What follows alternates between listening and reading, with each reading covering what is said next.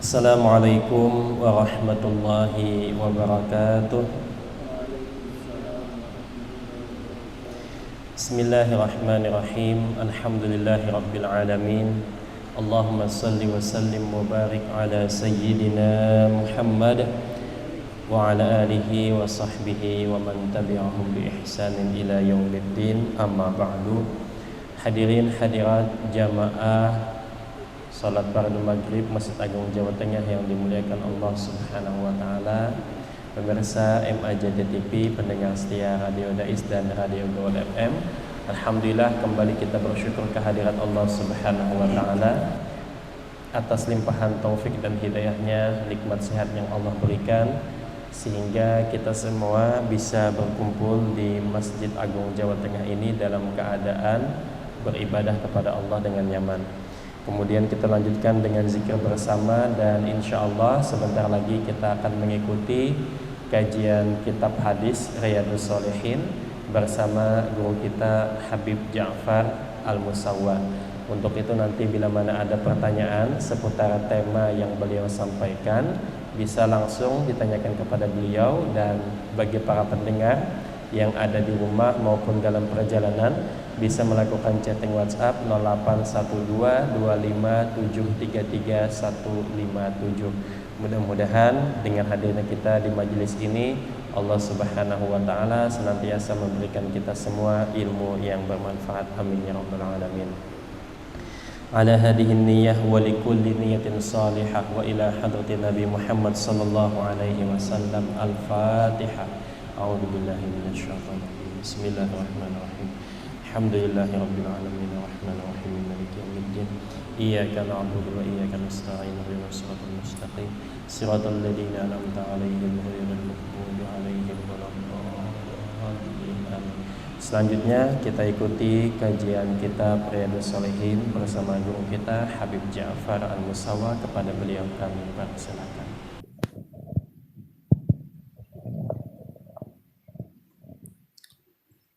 Assalamualaikum warahmatullahi ta'ala wabarakatuh. Bismillahirrahmanirrahim. Alhamdulillahi rabbil alamin.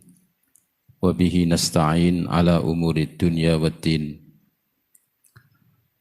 Summa salatu wassalamu ala imamil anbiya'i wal mursalin. Sayyidina wa habibina wa syafi'ina wa qurrati a'yunina wa maulana Muhammadin sallallahu alaihi wasallam wa ala alihi wa ashabihi ajma'in. Amma ba'd. Bapak dan Ibu hadirin hadirat yang saya hormati, dan juga para pemirsa MAJD TV serta seluruh pendengar Radio Dais dan Radio Gaul FM dimanapun berada, rahimakumullah. Syukur alhamdulillah senantiasa kita panjatkan kehadirat Allah Subhanahu wa taala atas segala nikmat yang selalu diberikan kepada kita.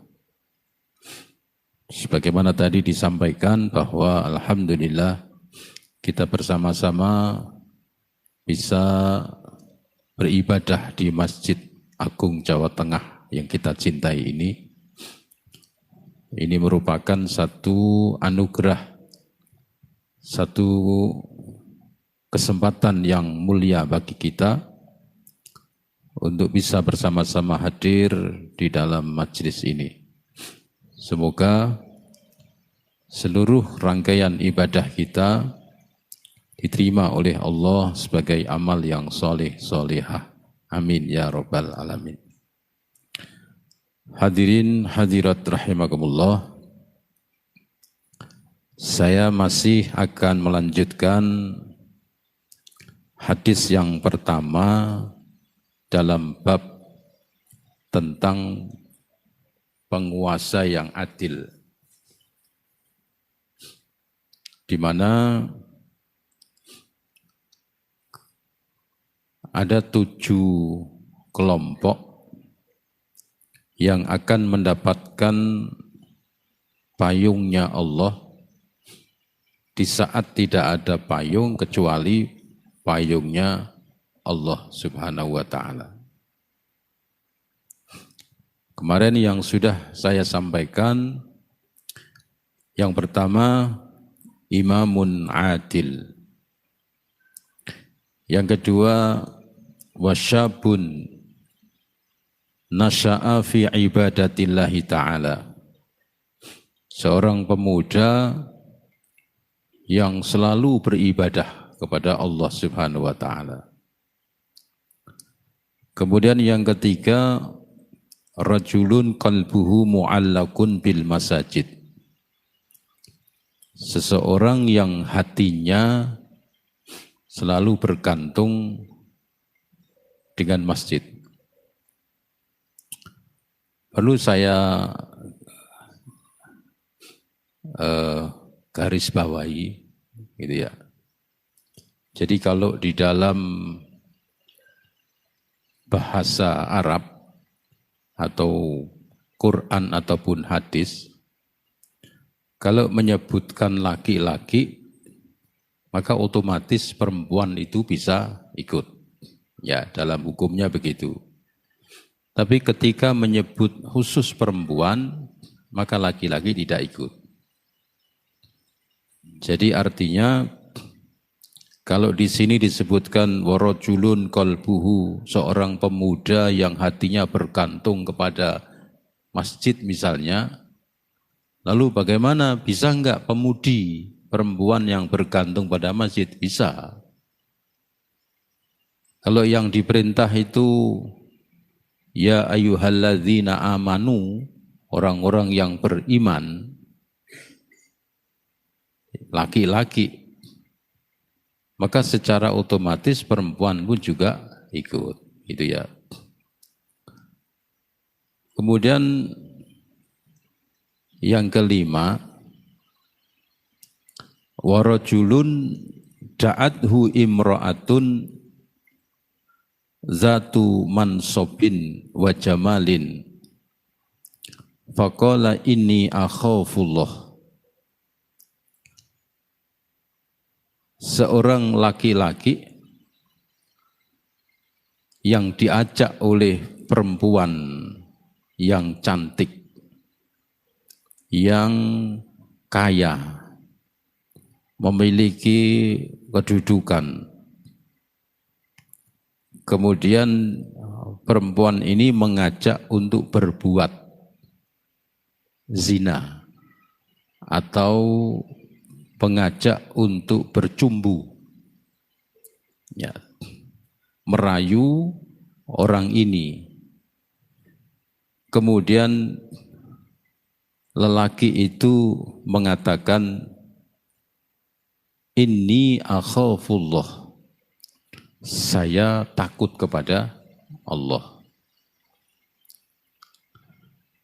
Hal yang seperti ini atau orang yang seperti ini, dia mendapatkan anugerah, dia mendapatkan satu balasan keutamaan dari Allah Subhanahu wa ta'ala, termasuk digolongkan dengan orang-orang yang mendapatkan kehormatan, yaitu mendapatkan naungan atau payung di saat tidak ada payung kecuali payungnya Allah. Ya. Ini kita bisa membayangkan ada seorang laki-laki yang tentunya bagi laki-laki yang normal maka dia akan tertarik dengan perempuan. Apalagi perempuan itu cantik. Apalagi perempuan itu sudah cantik, kaya, terhormat, begitu. Tiba-tiba di dalam kesendirian, di dalam sepi-sepi, perempuan tadi mengajak untuk berbuat hal yang tidak baik. Ini adalah ujian yang sangat luar biasa.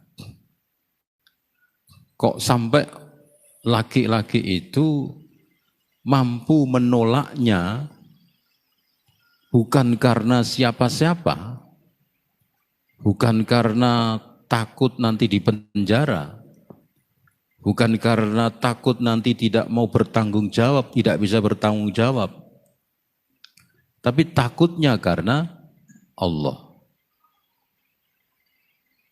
Nah, Allah Subhanahu wa ta'ala sudah mencontohkan betapa bahayanya kalau seorang laki dan perempuan itu didekatkan. Ya, laki dan perempuan didekatkan. Sampai dicontohkan yaitu Nabiullah Yusuf alaihissalam. Seorang nabi, seorang rasul yang maksum, yang dijaga oleh Allah Subhanahu wa ta'ala, ketika dalam keadaan yang manusiawi dia berdekatan dengan seorang wanita, maka timbul syahwat atau keinginan atau gairah. Begitu. Maka dari itu di dalam Al-Quran itu larangannya adalah wala taqrabuz zina. Jangan kamu mendekat kepada perzinaan. Dari sini maka berkembanglah hukum-hukum yang melarang sesuatu yang terkait bisa mendekatkan kepada perzinaan.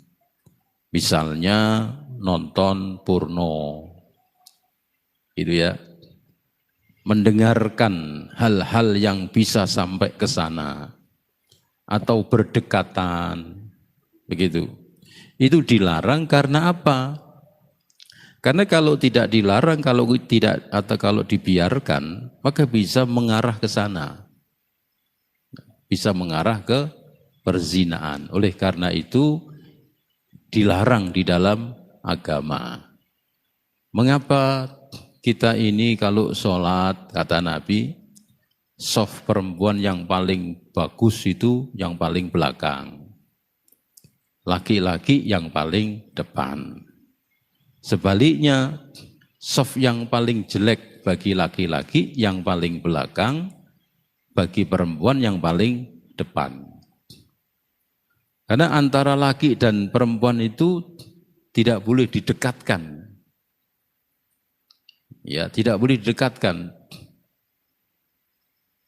Sholat ning sope paling mburi dhewe, terus ning mburine meneh wong wedok. Begitu. Imame waladhdallin, sing wedok bareng-bareng amin. Kira-kira sing ning mburi mau kacau ora kira-kira. Nah, suarane wong wedok merdu. Padahal wonge elek rupane. Tapi suarane merdu. Wah. Gelebakan kowe. Ora barbar salate. Selak arep mlinguk sapa kuwi sing suarane kok enak meni biasane wayu iki. Barang assalamualaikum buat delok ning mburi. Oh, jangkrik jebule weleke ra karuane. Ya.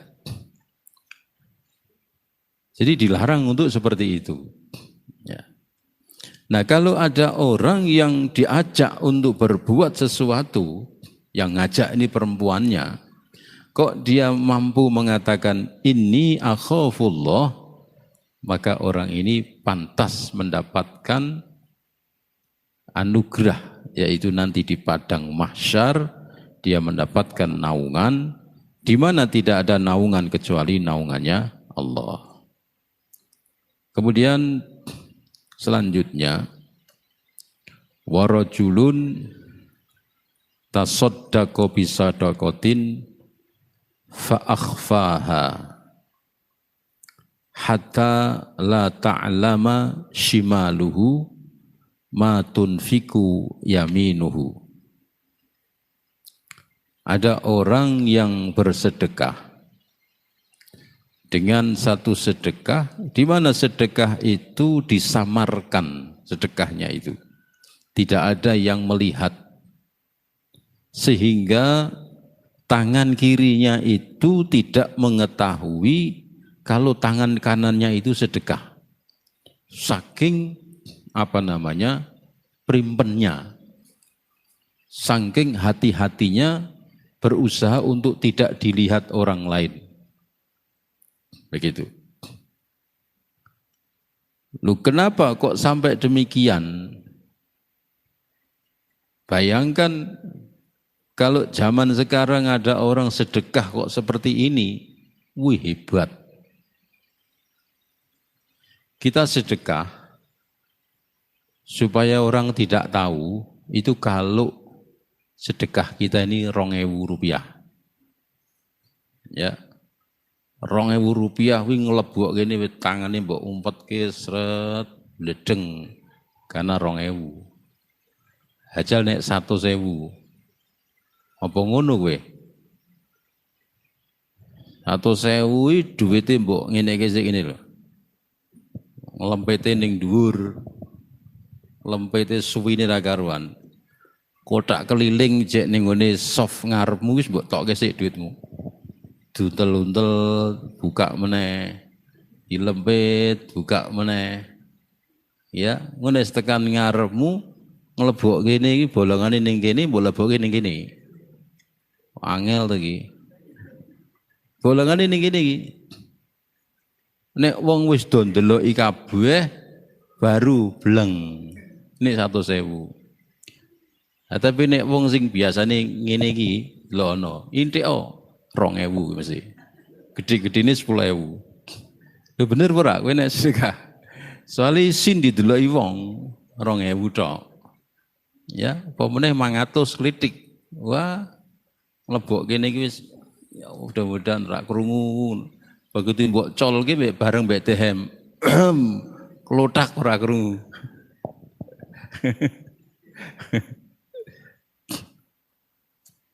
Lah iki ana wong sedekah 100.000 ya sampai tangan kirinya itu tidak tahu. Tangan kirinya tidak tahu saking perimpennya apalagi orang lain. Begitu. Ini sedekah sir yang sangat luar biasa karena dia tahu, dia sadar bahwa amal sedekah itu yang tahu cukup hanya Allah. Manusia tidak perlu tahu. Tapi ini berat, jarang orang bisa melakukannya.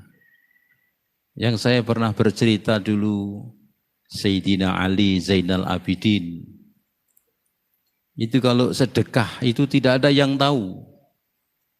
Tahunya itu setelah beliau wafat. Orang baru tahu.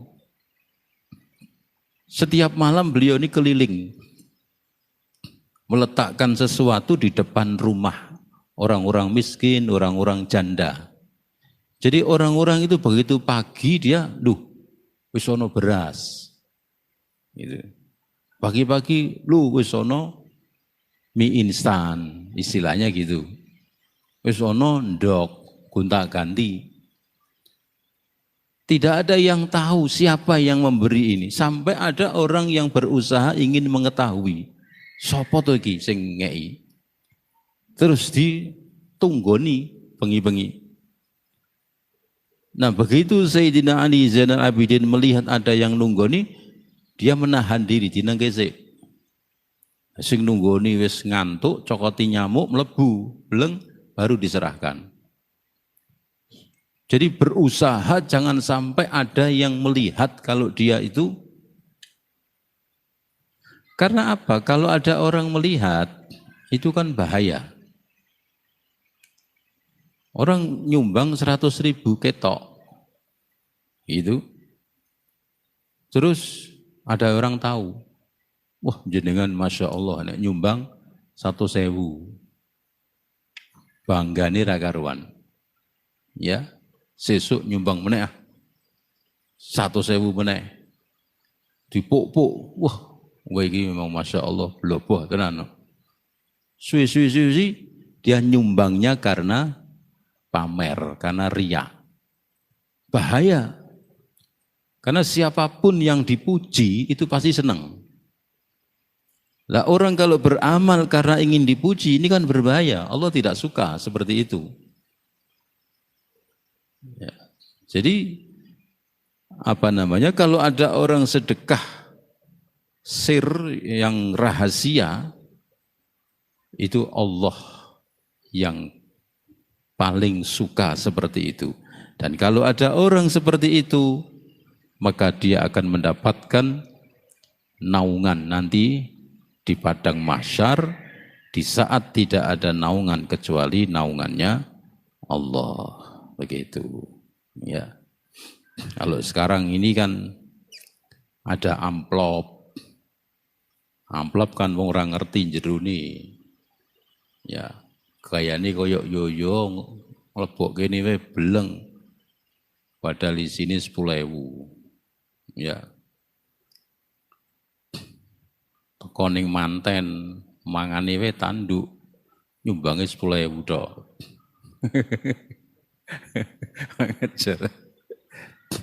Terus yang terakhir, warajulun zakarallaha khalian fafadat ainahu.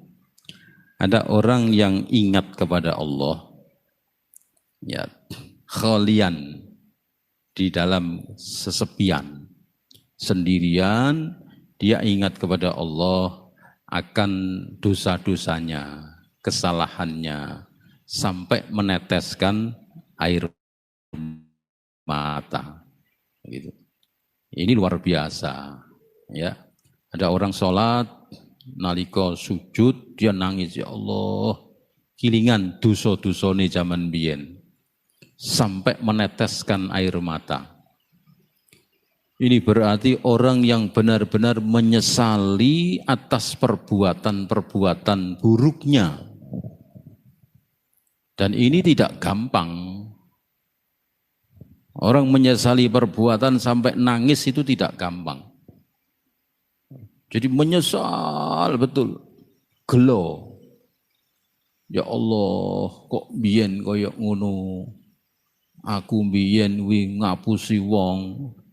Aku ki biyen gaweane mabuk. Aku biyen ngene sak macem sampai nangis. Orang yang seperti itu akan mendapatkan naungan dari Allah Subhanahu wa ta'ala. Nah, saya simpulkan seperti minggu yang lalu yang saya sampaikan, bahwa hadis ini tidak hanya dibaca dan didengar, tapi lebih dari itu kita terapkan pada diri kita. Sudahkah kita seperti yang disampaikan di dalam hadis ini? Bisakah kita ini melakukan seperti yang disampaikan dalam hadis ini? Begitu. Jadi tantangan buat kita, bahwa kita melihat, mendengarkan seperti ini bukan hanya kita tahu seperti kita mendengar dongeng, seperti kita tahu dengan cerita-cerita, tapi lebih dari itu. Karena ini semua adalah amaliyah-amaliyah, perbuatan-perbuatan yang terkait dengan pembuktian di dalam kualitas kita ini. Imamun adil. Bisa enggak kita ini menjadi adil ketika kita menjadi seorang pemimpin? Ya.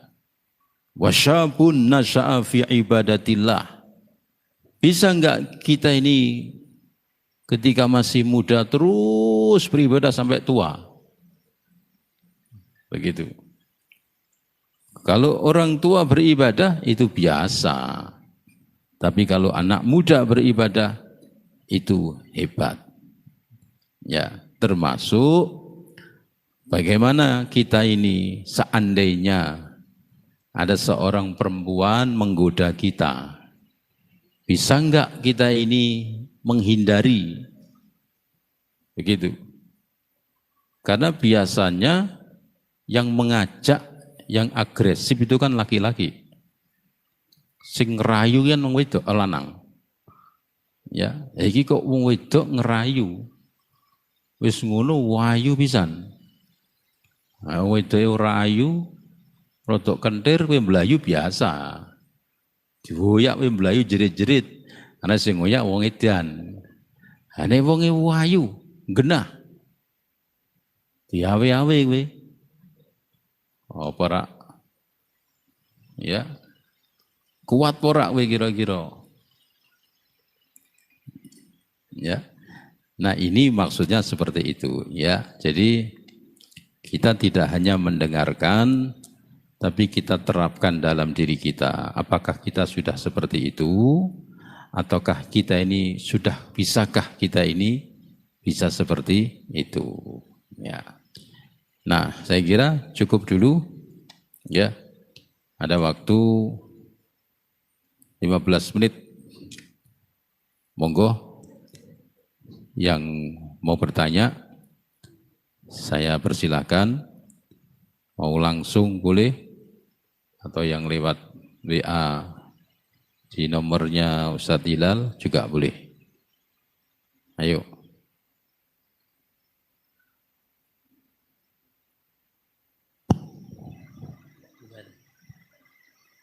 Ada enggak? Enggak ada. Assalamualaikum warahmatullahi wabarakatuh. Waalaikumsalam warahmatullahi wabarakatuh. Izin bertanya, hukum bulu anjing apakah najis? Semisal buat sholat, apakah tetap sah kalau keadaan darurat? Matur nuwun. Oke.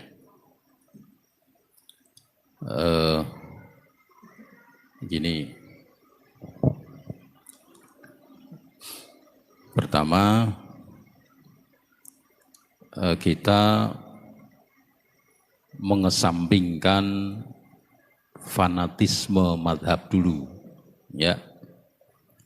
Jadi zaman sekarang ini kan beda dengan zaman dulu. Kalau zaman dulu itu pokoknya Imam Syafi'i titik, haram, titik, sudah, gitu ya. Tapi di zaman sekarang nggak bisa seperti itu. Ada orang Islam, sholatnya kenceng, dia punya anjing. Ya, duwe kiri, ngawur wi, diunek-unek ke. Ya karena tidak tahu. Dulu ada orang datang ke rumah saya, koyok berapi-api. Ayo Bib, ini bagaimana nih majelis ulama kok menghalalkan keong, terus kepiting. Ini kan sudah ngawur ini. Zaman mau kiamat ini ngawur. Karena tidak tahu. Ya. Jadi haramnya kepiting, haramnya keong itu kan ikhtilaf. Ikhtilaf antar madhab. Yang satu mengatakan haram, yang satu mengatakan tidak. Begitu juga dengan yang namanya anjing. Anjing itu kalau menurut Imam Syafi'i, itu serumpun dengan khinzir, babi. Ya, serumpun dengan babi. Alasannya apa?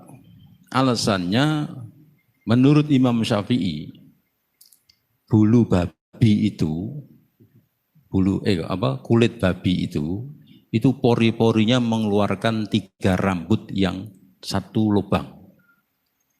Ya. Dan itu ternyata sudah pernah disampaikan di dalam, saya pernah melihat di hotspot itu ya. Kalau mau melihat, ingin mengetahui kulit babi dan tidak. Jadi kalau kulit babi itu pori-porinya mengeluarkan 2 rambut, 1 pori-pori. Nah itu setelah diotak-atik 3 rambut itu apa yang serumpun? Yaitu babi, khinzir, babi hutan, dan anjing. dianggap itu satu rumpun. Begitu. Ditambah lagi, ini menurut Imam Syafi'i, ditambah lagi Nabi mengatakan, Nabi bersabda bahwa malaikat tidak mau datang di mana di situ ada anjing. Ditambah lagi Nabi bersabda bahwa kalau tempatmu itu dijilat oleh anjing, maka dibasuh sampai 7 kali. Ya. Ini menguatkan Imam Syafi'i bahwa anjing itu berarti haram dan najis. Najisnya mughaladah gitu. Kita menghargai Imam Syafi'i, ya. Tapi ada imam lain. Imam lain seperti Imam Maliki. Imam Maliki itu ahli dzahir. Ya, ahli dzahir itu artinya apa yang disampaikan di dalam Al-Quran, yaitu. Karena tidak mungkin Allah itu lupa, lalai. Ya. Di dalam Al-Quran itu apa? Di dalam dikatakan, innamal khamru wal maisir wal ansab wal azlam ridsu min amali syaitan. Hurima alaikumul maitatu wadamu. Pokoknya yang disebut-sebut di dalam Al-Quran itu yang diharamkan. Ada enggak firman dalam Al-Quran itu kalbun itu haram dimakan misalnya? Enggak ada. Begitu. Jadi ini ikhtilaf. Ya, ikhtilaf supaya kita ini rodok bijaksana lah. Zaman sekarang soalnya. Kalau dulu kita ini mayoritas Imam Syafi'i semua. Nah sekarang ini mazhab ini masuk di sini, mau di sini. Jadi kita ini cok bingung nek orang paham. Maka ini kayak orang-orang yang membid'ah-bid'ahkan barang ini karena tidak paham. Ngerti ini hadisi nggur loro telu tok. Begitu.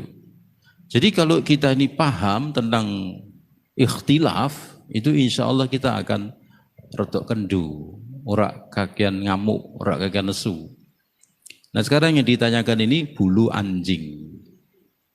Ya, bulu anjing dibuat sholat. Karena darurat. Ora ono sajadah liyane onone kulit anjing. Kita mau berangkat dari mana dulu? Mau berangkat dari anjing najis apa tidak? Misalnya kalau kita, anjing itu haram, ya berarti haram. Kalau mengatakan tidak haram misalnya, nah sekarang kita bahas lagi. Malaikat itu tidak mau, malaikat rahmat maksudnya, malaikat yang baik, bukan malaikat Israel. Ya, malaikat Israel kiri sing nyabut nyawani malaikat. Jadi bukan berarti malaikat Israel wedi wah ono anjing ngono. Aku ini meh mati nyekeli asu terus wes. Malaikatnya rak mlebu. Iya toh? Omahmu buka anjing, buka kiri, malaikatnya bingung. Iya iki piye iku ngono. Kuwi malaikat rahmat maksudnya ngono. Ning jero omah kok ono kiri, malaikat rahmat rak gelem mlebu. Pernah Nabi itu menunggu wahyu. Lama sekali enggak datang malaikat Jibril. Ternyata di bawah amben itu ada anjing di bawahnya. Begitu serundul malaikat Jibril datang. Nah, Nabi bertanya, loh kok lama?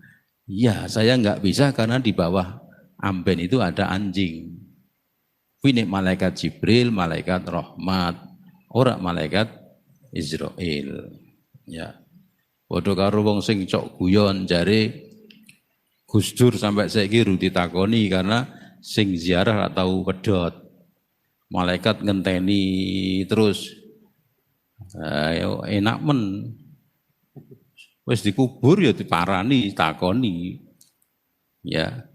Jadi tidak seperti itu. Nah, lah kalau malaikat rahmat, malaikat yang pembawa itu, lah kok ki malah sholat ning gone kulite kulit anjing. Ya malaikate wegah nyedak to ya. Wong mbek anjing ora gelem kok. Jadi kalau misalnya orang mengatakan anjing itu tidak najis, ya monggo. Tapi dengan catatan, bulunya itu harus disucikan, kulitnya harus disama, ya. Jadi seperti itu.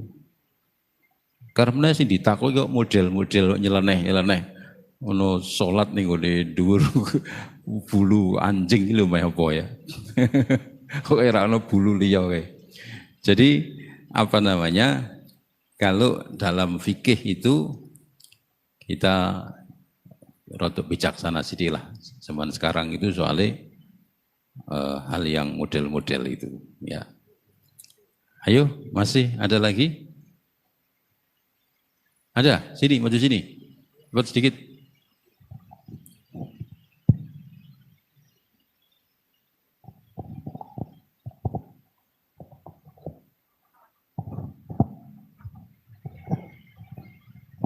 Assalamualaikum warahmatullahi wabarakatuh.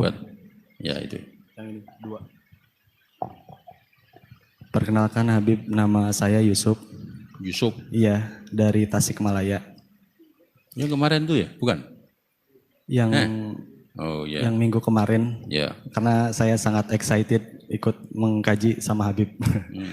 Nah, pertanyaan saya itu berbeda dengan apa yang dikaji malam ini terkait apa namanya yang diaji saat ini. Nah, pertanyaan saya tuh bagaimana cara kita bersikap, misalnya teman kita minjem uang, udah kita tagih beberapa kali, ya. Nah, terus apa namanya kita udah tagih ya, misalnya beberapa kali. Misalnya entar belum ada, entar mungkin sampai lupa, taruh hampir 1 tahun. Nah, saya pernah dengar kalau misalnya kita sebagai yang dihutangi nggak nagih itu kita dapat dosa. Kalau misalnya kita sudah ikhlas itu bagaimana hukumnya? Apakah tetap dosa ke kita atau hanya dia yang bertanggung jawab? Seperti itu. Terima kasih. Jadi bagaimana ada orang memberi utang, ya. Kemudian yang ditagih ini tarsuk terus, ya. Tar besok, tarsuk, rak barbar ya. Terus pada akhirnya yang ngutangi ini mengikhlaskan, ya. Terus bagaimana si fulan tadi itu? Apakah dia berdosa apa tidak? Nah, si fulan ini di dalam tarsuknya ini kan harus ada alasan. Apa dia memang tidak punya untuk membayar atau memang dia itu sengaja untuk tidak membayar. Kalau dia sengaja tidak membayar padahal dia punya, maka dia berdosa. Dia memakan hartanya orang lain. Ya, nah kita kalau sudah sampai 1 tahun kok nggak dibayar, kalau sekiranya tidak memberatkan bagi kita, kita ikhlaskan. Misalnya utangnya 100.000, 100.000 bagi kita sekarang ini kan tidak terlalu, ya, tidak terlalu besar maksudnya. Kalau sudah 100.000 1 tahun kok nggak bayar terus, meh mbok jak geger, mbok kepruk, we lego, tapi urusannya ya penjara, ditahan. Ditahan, ya nek biasa-biasa, viral ning ngene medsos nganggo klambi oren, tulisannya tahanan, ya ngepruki wong gara-gara utang 100.000-an bar. Wis diikhlaskan. Kalau diikhlaskan itu ada kemungkinan Allah akan membalasnya dengan balasan yang berlipat ganda. Begitu. Jadi ora usah mbok pikir wis dianggap hilang. Ya, dianggap hilang. Insya Allah pasti Allah akan membalasnya. Nah, orang tadi itu kalau dia memang sengaja tidak mau membayar, maka dia berdosa. Haram itu uangnya itu menjadi api nanti di neraka. Nah, kita ini bersyukurnya alhamdulillah kita menjadi orang yang mengikhlaskan ngutangi daripada orang yang diikhlaskan utangnya gitu. Nanti Allah yang ganti lagi daripada kita yang utang, maksudnya begitu. Ya. Gitu ya. Ayo, masih ada lagi?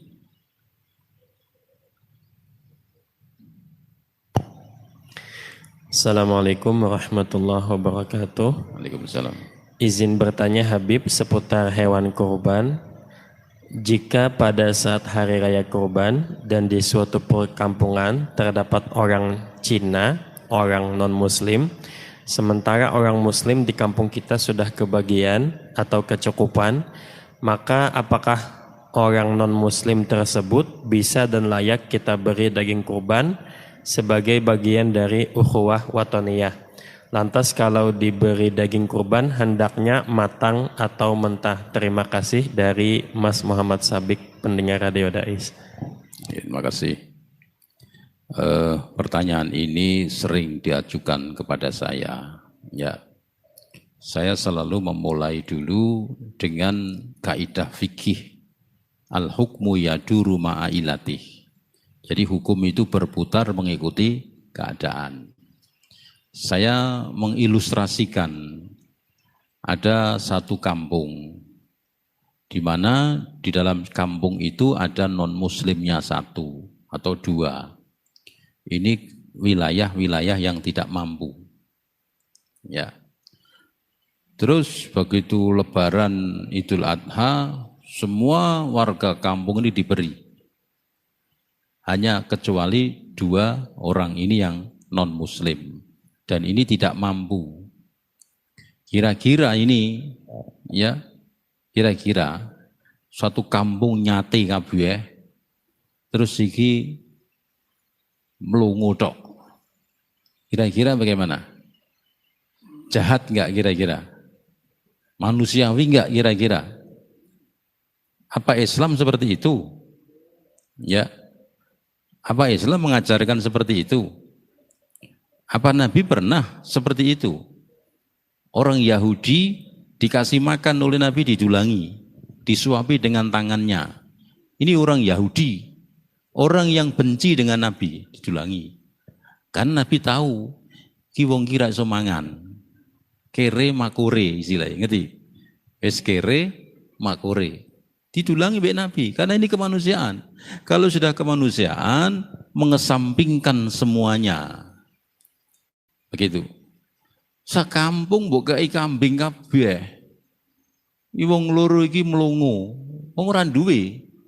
Nek wong loro iki sugih, ora pethekan nek perlu dol sate diundang kon bakar ning ngarepe mangan bareng. Trek-trekan bisa. Iki wong ora duwe. Ya, Nabi mengatakan kue nek masak banyune tambah ana nek sithik.